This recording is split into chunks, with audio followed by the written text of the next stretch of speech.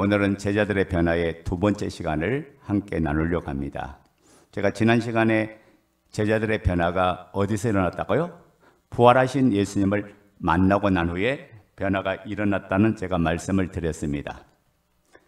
여러분, 부활하시기 전에 그 예수님과 함께 살았던 제자들은 수많은 이적과 표적과 능력과 역사와 기적을 체험한 사람이에요. 그런데 눈에 보였던 그 기적과 역사 능력이 제자들을 끝까지 주님을 따르게 하지 못했던 거예요. 자기들이 그 주님이 안 계시니까 두려움과 공포와 죽음 속에서 다락방에 숨어 있을 때 부활하신 주님께서 제자들을 만나 주셨죠. 거기서 그들이 주님을 만나니까 어떤 변화가 일어났어요? 그분 앞에 굴복하는 역사가 일어났다고요. 그러니까 부활하신 예수님을 만나고 난 후에 이분이 성경에 약속한 메시아고 성경에 말씀하는 그리스도고 하나님이 사람 되어 오시겠다는 그분이구나. 이게 그들이 확증되니까 너무너무 기쁜 거예요. 부활하신 예수님을 만나고 나니까 이제 뭘 깨달았습니까? 우리도 죽어도 부활하구나. 우리도 다시 사는구나. 이것을 저희들이 확증되니까 자로나 우로나 출제하냐고 그 진리의 길에서 복음을 전하는 믿음의 사람이 되었던 거죠. 여러분 보세요. 복음은 확증이 되지 않으면, 확실한 증거를 갖지 않으면 그 말씀을 붙들고 살 사람이 없다고요. 왜 그렇습니까? 눈에 보이는 건 현실인데, 바로 우리 눈앞에 현실인데 그 현실보다 더 큰 말씀이 확증이 돼야 우리가 그 말씀을 붙잡을 수 있잖아요. 더 큰 약속을 붙잡을 수 있는 것은 그게 실제야 가능한 거거든요. 그런데 그게 확증이 안 되면 그 말씀 따라 붙잡지 못해요. 제자들 보세요. 예수님을 누구라고 고백했죠? 주는 그리스도요 살아계신 하나님의 아들이라고 고백했습니다. 그런데 그 고백이 가짜였어요? 베드로가 그 고백한 것이 진짜였어요. 성령의 감동 주시니까 베드로가 그 고백을 한 거죠. 그런데 베드로의 그 고백과 문제는 뭐냐면 삶이 따르지 않았던 거예요. 입술로는 예수를 주로, 입술로는 예수를 그리스도로 살아계신 하나님의 아들이라고 고백했지만은 삶 자체는 그분을 고백한 삶이 되어지지 않았던 거예요. 이게 우리 신앙의 딜레마고 신앙의 문제점이에요. 그래서 제가 이 복음 365를 시작하면서 신앙의 딜레마라는 이 제목으로 시작한 이유가 바로 여기 있었던 거예요. 자, 우리 삶을 가만히 들여다보겠습니다. 우리의 삶이 제자들의 삶이나 다를 바가 없다고요. 예수님을 주로 믿어요. 예수님을 하나님으로 믿어요.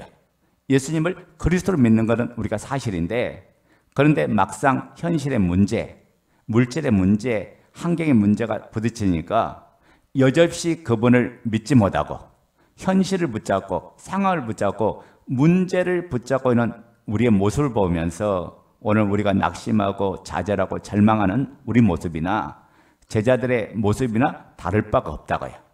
그런데 제자들이 어디서 바뀌어서 부활하신 예수님을 만나고 나서 제자들은 완전히 달라지고 바뀌었던 거거든요.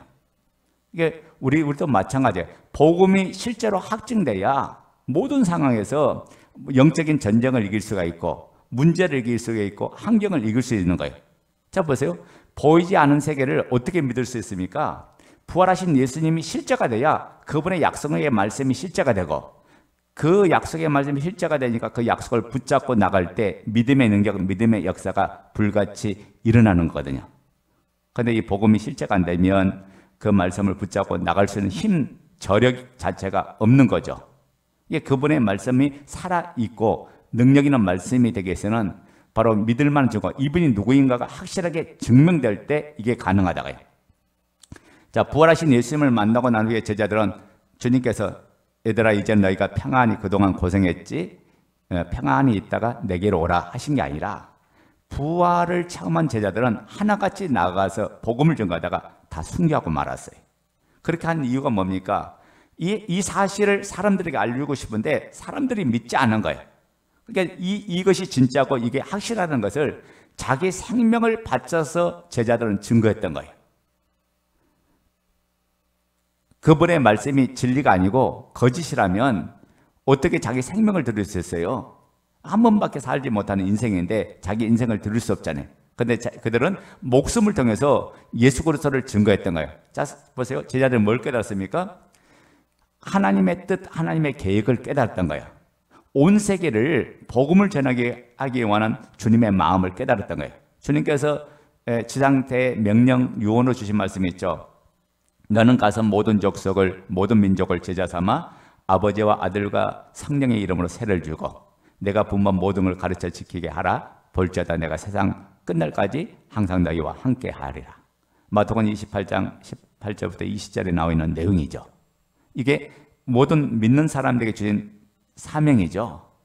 제자들이 이 말씀을 깨달으니까 나같이 부족한 자, 나같이 연약한 자에게 이 부활의 이 확실한 증거를 줬거나 이 증거를 주신 목적은 뭐냐? 내가 편안하게 잘 살라고 준 게 아니라 바로 복음을 전하는, 나를 통해서 하나님 나라가 이루어지는 이 역사로 사용되기를 원하는, 그러니까 그들이 기쁘게 고난을 감당하였고 그들이 기쁘게 순교를 감당할 수 있었던 모든 이유는 바로 하나님의 뜻, 예수 그리스도를 통해서 그분을 만나고 그분이 주신 그 목적을 깨달으니까 오히려 죽는 것 자체가 감사했던 거예요. 그럼 이게 복음의 능력입니다. 복음은 여러분의 삶을 가둬놓는 게 아니라 여러분의 모든 삶을 풀어줘요. 그래서 참된 진리를 만나면 자유를 주고 참된 진리를 만나면 기쁨을 주는 거예요. 이 복음의 능력이 여러분 삶 속에 있어서 30배, 60배, 100배 열매와 결실을 맺고 하나님의 나라에 여러분이 값지게 멋지게 쓰임받기를 예수 그리스도의 이름으로 축원을 드립니다. 오늘 이 말씀이 여러분 삶 속에 열매로 나타나기를 주의 이름으로 축복합니다.